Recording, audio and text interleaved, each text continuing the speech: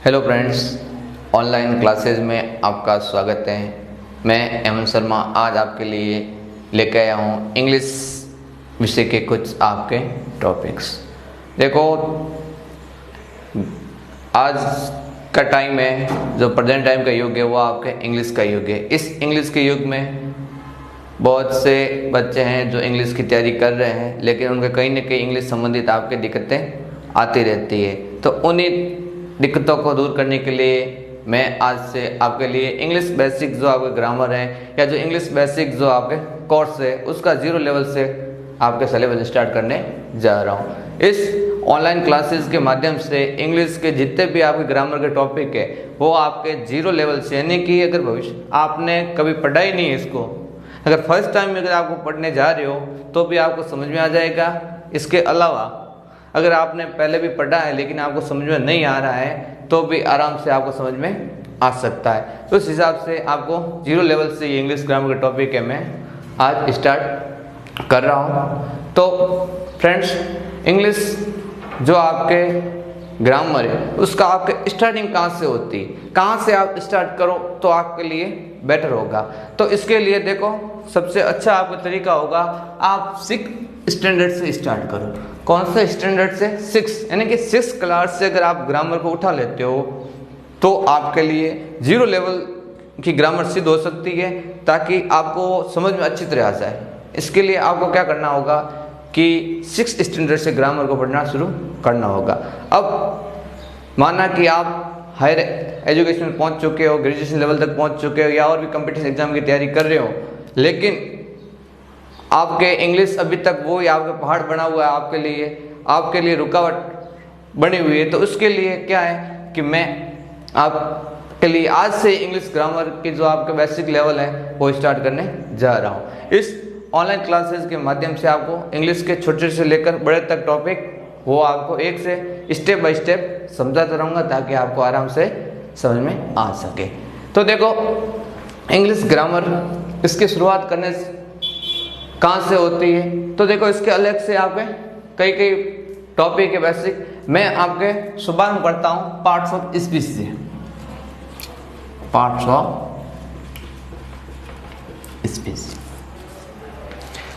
Of speech topic से मैं start करूंगा, लास्ट आपके टॉपिक तक लेके जाऊंगा। आप इस साथ ऑनलाइन क्लासेस के साथ बने रहिए। अगर आपने लाइक, सब्सक्राइब या शेयर नहीं किया है तो प्लीज़ इसको करते रहिए, ताकि और भी लोग हैं उनको भी ये लाभ मिलता रहे। देखो, पार्ट्स ऑफ स्पीच ये होता क्या है, हमने कई बार इसको पढ़ा है, लेकिन बहुत से स्टूडेंट के अभी तक ये समझ में नहीं आ रहा, या बहुत से स्टूडेंट इसको एक छोटा सी आपके टॉपिक समझ के इसको इग्नोर कर रहे हैं। लेकिन नहीं, अगर ये पार्ट्स ऑफ टॉपिक अगर आपको क्लियर नहीं है तो आपको इंग्लिश सेंटेंस के बारे में या इंग्लिश जो आपके कॉमन एरर होते हैं उसके बारे में आपको बिल्कुल ही पता नहीं चलेगा। अगर उसको पता करना है, इसका पता करना है आपको, तो पार्ट्स ऑफ स्पीच का आपको नॉलेज रखना बिल्कुल आवश्यक है। देखो, पार्ट्स ऑफ स्पीच होता क्या है? पार्ट्स का अर्थ होता है भाग।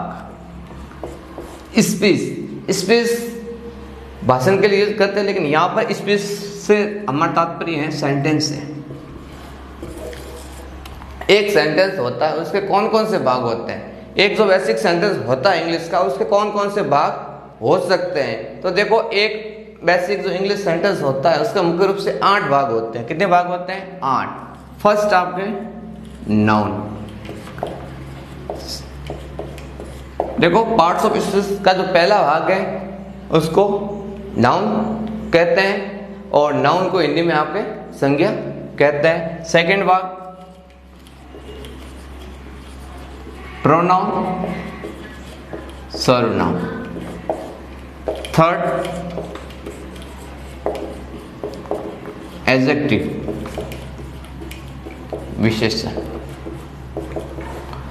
आपके सेकंड जो भाग है प्रोनाउन, थर्ड है adjective, fourth verb, fifth adverb, 6 determiners, 7 preposition और एट आपके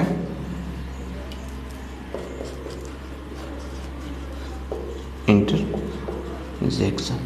यानी कि एक जो बेसिक इंग्लिश जो स्टार्ट होती है वो आपके पार्ट्स ऑफ स्पीच नामक टॉपिक से स्टार्ट होती है। अगर पार्ट्स ऑफ स्पीच टॉपिक आपके क्लियर है तो आपके जीरो लेवल से इंग्लिश स्टार्ट हो जाती है। तो इसके सबसे पहले आपको पार्ट्स ऑफ स्पीच नामक टॉपिक आपको क्लियर करना आवश्यक है। पार्ट्स ऑफ स्पीच, अब पार्ट्स ऑफ स्पीच इसके आपके 8 भाग है।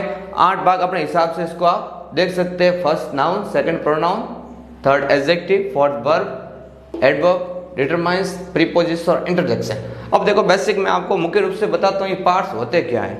देखो नाउन, नाउन का मैंने हिंदी में लिखा है आपके संज्ञा। प्रोनाउन इसको आपके सर्वनाम कहते हैं हिंदी में।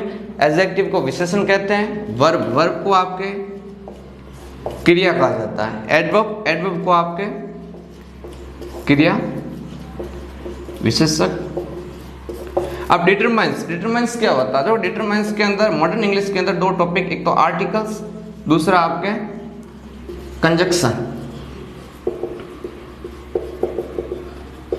2 टॉपिक को सम्मिलित किया गया है। प्रीपोजिशन पूरा स्वरक पढ़ते आ रहे हैं और इंटरजेक्शन विस्मयादि।